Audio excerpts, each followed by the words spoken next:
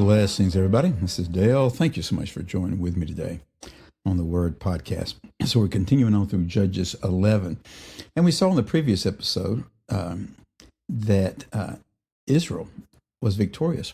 Jephthah was leading them, and they were victorious in subduing the Ammonites, in subduing them, okay? Let's pay attention to these little words here and there. So let's pick it up in verse 34. Then Jephthah came to his home at Mizpah, and behold, his daughter came out to meet him with tambourines and with dances. Do you remember from yesterday what Jephthah had vowed to the Lord? Yes, he made a vow to the Lord, often called a foolish vow, sometimes called a tragic vow. Both those terms are correct, but it's so much more. It's a vow of working out a deal with God. It's a vow where I can say that I did something right here, so God did this. See what I'm saying? Not that God has told us what to do, and we work in obedience in what he said, and he receives all the glory. But a vow where I would have some skin in the game. I would receive some glory from this.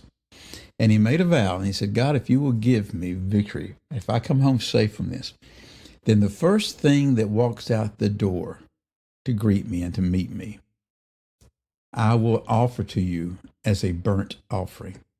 And as I said yesterday, what in the world was he thinking was going to come out that door? And it may very well have been that it might have been a favorite pet, a favorite dog, or a cat, or it could have been a goat. You know, they would go in and out. I mean, who knows? But what was he thinking? It could have been his wife, you know?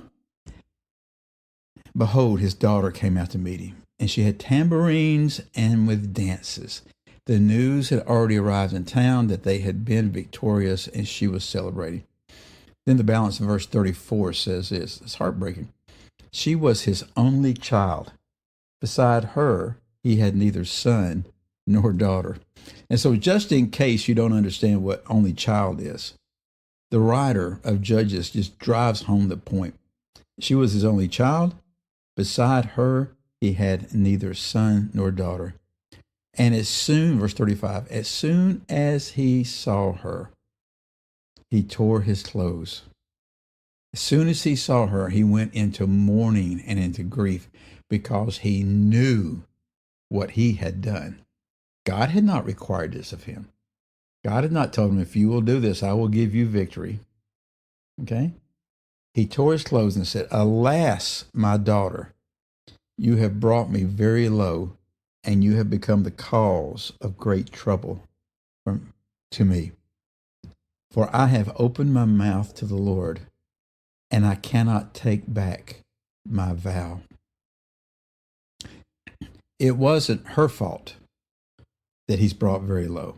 It wasn't her fault that he now had great trouble. She was the subject of it because he had vowed whoever would come out the door, and she came out the door. And now he is extremely low, brought low. What does that word mean? Humble, knelt down, bowed down. Often used bow down in reverence, to kneel down in reverence. Interesting. And now she's a source of great trouble to him, disturbed. Okay. He said, I made a vow and I can't take it back. And she said to him, my father, you have opened your mouth to the Lord. Do to me according to what has gone out of your mouth. Now that the Lord has avenged you on your enemies, on the Ammonites. So she knew what had happened. The Lord had avenged him, okay, given vengeance to him upon the Ammonites, on his enemies. Even she was interpreting that had occurred because of the vow, or the vow had something to do with it. And what's her response? You opened your mouth to the Lord. You spoke this to the Lord. You vowed this to the Lord. So do it to me according to what has gone out of your mouth. We see this much later when an angel appears to Mary and tells her that she's going to have a child. And she said, how's this going to be? I've never known a man. And he explains everything. And she says, Be it unto me according to your word. I mean, quite similar phrase, a very similar phrase. But she's not done there. Verse 37. So she said to her father, let this thing be done for me. Leave me alone for 2 months, that I may go up and down on the mountains and weep for my virginity, I and my companions. In other words, she and her friends, her fellows. She wanted 2 months to just go up and down the mountains and to weep for the life that she would never have, to weep for the husband she would never have, to weep for the children that she would never have, to weep for the legacy that would have come through her, the legacy of Jephthah that he would never have because of what he had vowed. Verse 38. So he said, go. Then he sent her away for 2 months, and she departed, she and her companions, and wept for her virginity on the mountains. Verse 39. And at the end of 2 months, she returned to her father, who did with her according to his vow that he had made. She had never known a man, and it became a custom in Israel that the daughters of Israel went year by year to lament the daughter of Jephthah, the Gileadite, 4 days in the year. So she's gone for 2 months, and she comes back. And then this just profound statement.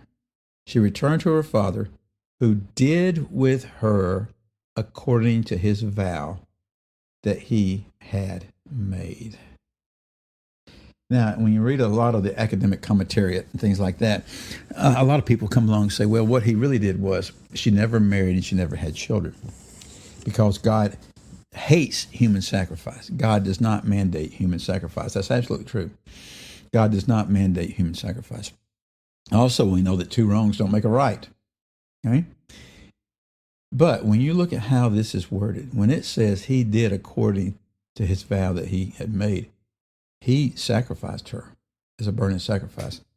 I think a lot of times when people say, well, no, she lived, she just remained a virgin, they just don't want to believe that this happened. I mean, I would like to believe that that's what occurred, would you not? But the scripture, I think, is pretty clear that he did her according to what he vowed.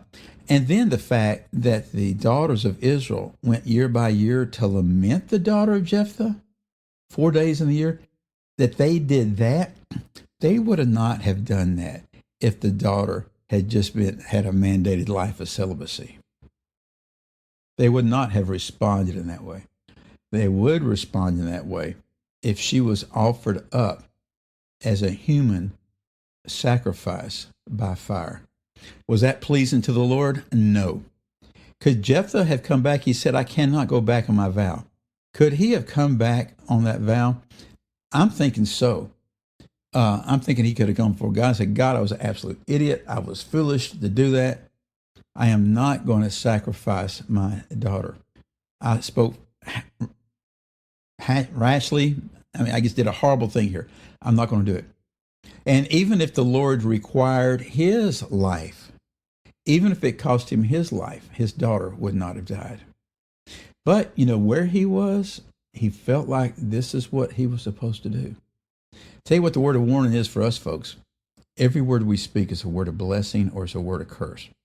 Scripture is real clear. I'm not going to get into it in this situation. But we are not to speak forth vows. Jesus talks about this in Matthew 5. Jesus' brother James says this also. Let your yes be yes and your no be no.